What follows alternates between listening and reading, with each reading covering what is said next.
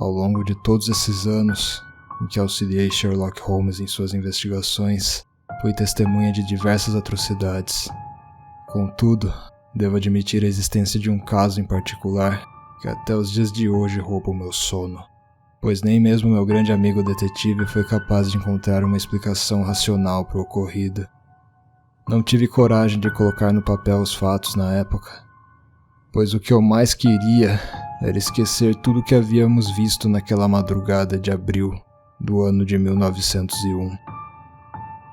Foi por volta de 3 da manhã que o inspetor Lestrade bateu à nossa porta, dizendo que era algo de extrema urgência.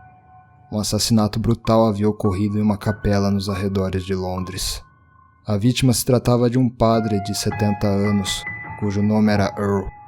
Lestrade queria mais do que nunca a opinião de Holmes a respeito do caso. Meu amigo não pensou duas vezes. Rapidamente colocou um sobretudo e subiu na carruagem. Não sei por que diabos fui inventar de segui-lo. Por se encontrar na região rural de Londres, só havia um estreito caminho de terra batida que levava até a capela. Para nossa sorte, já fazia alguns dias que não nevava, o que tornou o acesso bem menos complicado do que imaginei que seria. Quando chegamos à capela, nos deparamos com uma dúzia de curiosos, sendo impedidos de entrar no local do crime por 2 oficiais da Scotland Yard. Havia poucas casas nos arredores da capela. Alguns moradores nos encaravam das janelas. Os oficiais liberaram a passagem para nós.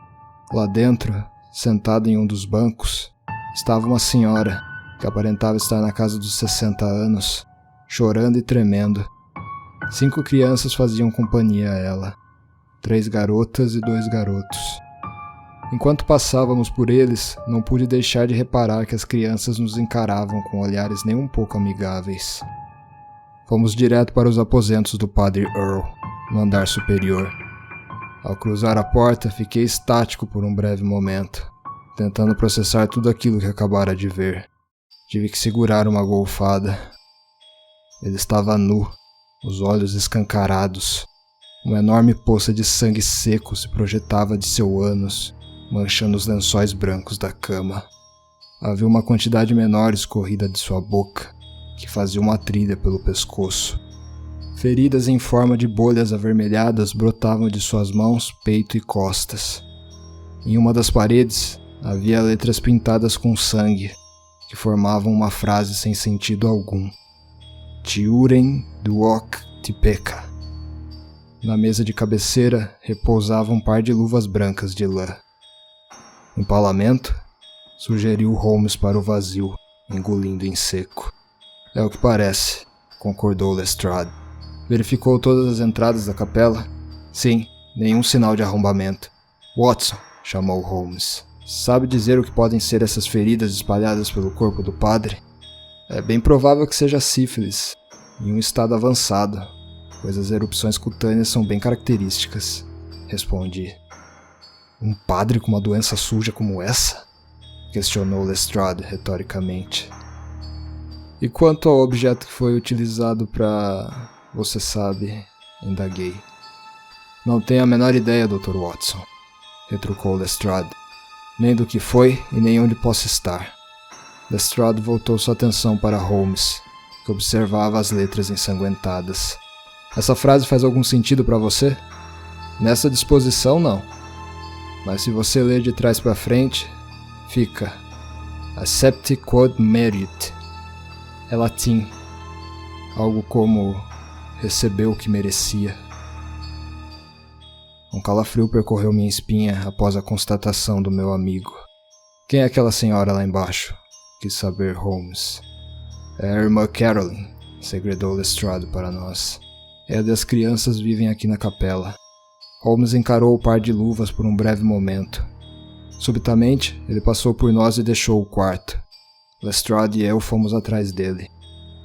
No andar de baixo, meu amigo ficou estudando a parede que ficava atrás do altar. Meia dúzia de anjos de argila e um crucifixo de madeira, cujo tamanho era cerca de 3 pés e fixado a uns 15 do chão, a preenchiam. Em uma pequena mesa repousava um porta-retratos, contendo a fotografia de uma bela jovem. Ele olhou-a mais de perto. Holmes direcionou o olhar para a irmã Caroline e as crianças sentadas ao seu lado, e foi até elas. Irmã, ele a chamou gentilmente. Ela direcionou o olhar para cima, encarando-o com lágrimas escorrendo pelo rosto, o cabelo branco tão bagunçado quanto um ninho de pomba. Sim, a voz dela saiu trêmula. Sou Sherlock Holmes, detetive consultor. Ele repousou a mão sobre o ombro dela. Sinto muito pela sua perda. Sei que é difícil, mas gostaria que respondesse algumas perguntas. Longe das crianças, se possível. Claro. Meus pequenos vão para o quarto, já tá tarde. Quando as crianças começaram a subir as escadas, ela acrescentou em meio aos prantos. E por tudo que é mais sagrado, não passe pelos aposentos do Padre Earl. Lestrade fez sinal para que um dos oficiais da Scotland Yard as acompanhasse. Conte-me o que aconteceu essa noite, irmã, pediu Holmes. Ela respirou fundo. Fomos dormir às 9. Há 3 quartos no andar de cima. O do Padre Earl, o meu e um maior para as crianças. Por volta das 10 da noite fui acordada por gritos, vindos do quarto de Earl. Oh, que horrendo eles eram, Sr. Holmes. A porta do meu quarto havia sido trancada pelo lado de fora. Tentei abrir a janela, mas juro por tudo que é mais sagrado que não consegui. Parecia que ela estava selada.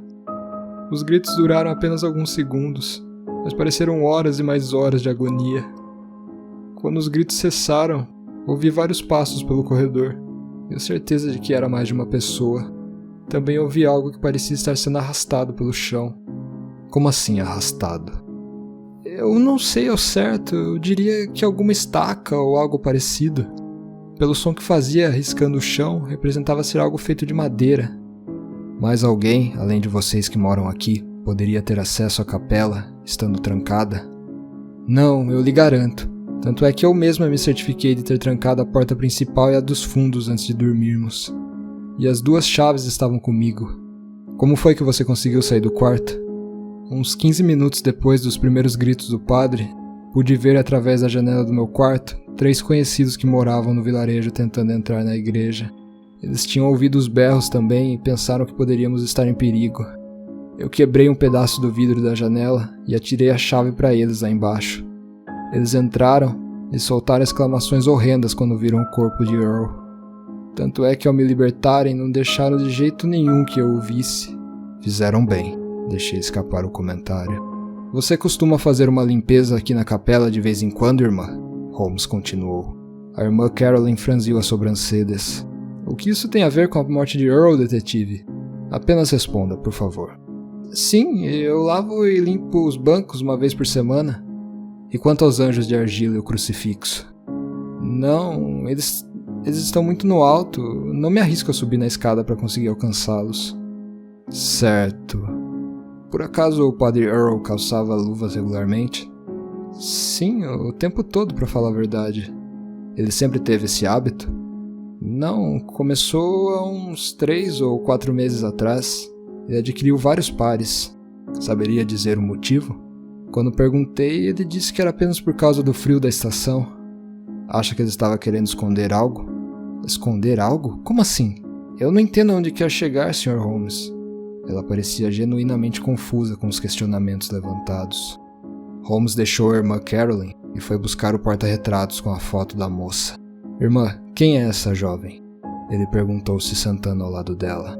Essa pobre alma era Emily, uma das garotas que acabou em nossa porta, implorando por um lar.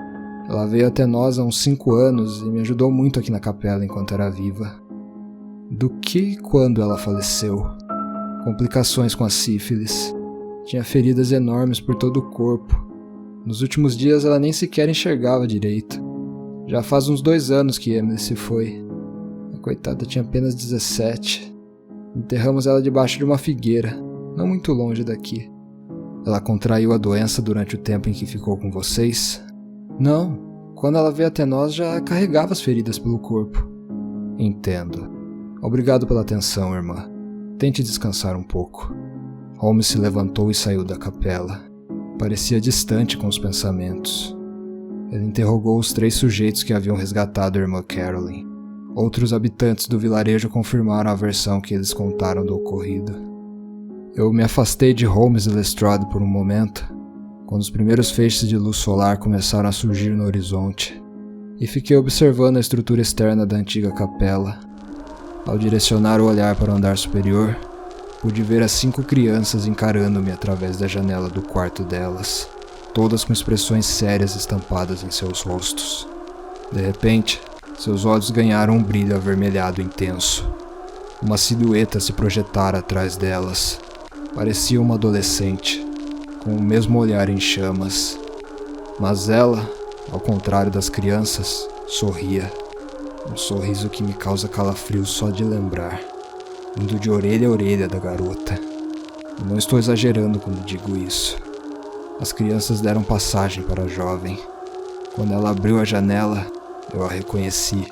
Era a garota do porta-retratos, Emily. Ela subiu no trilho e se atirou de lá de cima. "Não!" gritei. Ela não se chocou com o solo, simplesmente o atravessou, como se fosse algo intangível. Eu congelei ao testemunhar aquela cena. Senti uma mão tocando meu ombro.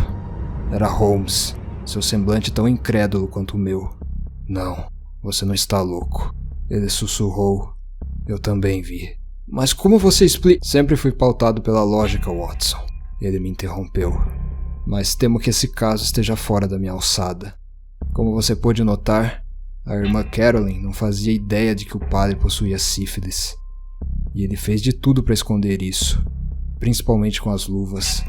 Suponho que ele tenha contraído a doença através de Emily, aproveitando-se de sua inocência. Quanto ao objeto utilizado para empalar o padre, é bem provável que tenha sido..." Holmes engoliu em seco. "O crucifixo. Pois os anjos de argila estavam todos cheios de poeira e teias de aranhas, ao passo que o crucifixo se encontrava impecavelmente limpo, sendo algo bem improvável, já que a própria irmã disse que nunca o limpava. Ou seja, os assassinos eliminaram os vestígios de sangue após cometerem o crime." "Mas quem foram os assassinos, Holmes?" "Só podem ter sido as crianças, Watson. Mas elas não deveriam estar conscientes de seus atos. Eram meros peões." "O que quer dizer com isso? E se Emily, ou seja lá o que fosse aquela coisa diabólica que acabamos de ver atravessar o chão, as controlava?" Aquela frase em latim, "recebeu o que merecia", escrita com sangue, diz muito. Uma vingança póstuma contra o padre que a violou. "Holmes, esse não é você. Estamos lidando com forças além da nossa compreensão, Watson."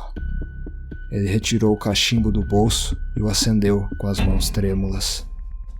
"Não sei quanto a você, mas eu só quero esquecer disso tudo."